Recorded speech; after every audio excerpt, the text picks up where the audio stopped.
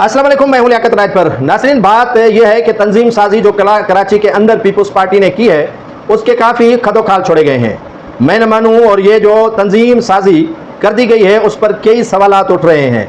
जो सीनियर ओहदेदारान हैं वो मायूस हैं, लेकिन जूनियर्स जो 2024 हो गए, 2018 हो गए, 2023 हो गए, पीपल्स पार्टी में आए हैं और उन्हीं को ओहदा दिया गया है। एटीएम्स को राजी किया गया है। जो पीपल्स पार्टी के सूबाई ओहदेदारान हैं, पार्टी क्यादत की बात मैं नहीं करूंगा क्योंकि पार्टी क्यादत को एतमाद में लेने वाले ये हैं, उनको निसार खोड़ों को लिस्ट दी गई और उस पर मंजूर नज़र लोगों को भर्ती किया गया मुख्तलिफ पीएस पर। अब बात करते हैं 100 पीएस 100 की, जिसमें हैदर उमरानी पर हंसी आ रही है। उस शख्स को जो है वो ओहदा दिया गया है। उसके बाद सैयद हैदर शाह को भी ओहदा दिया गया है। और जो पीटीआई के हाथों जैसे वो खटक है, सीनियर रहनुमा है पीपल्स पार्टी का, उस पर पर्चे मुकदमे दर्ज हुए और पीटीआई के जो मकामी एमपी हैं उन्होंने पर्चे दर्ज करवाए, लेकिन उस बेचारे को साइडलाइन किया गया।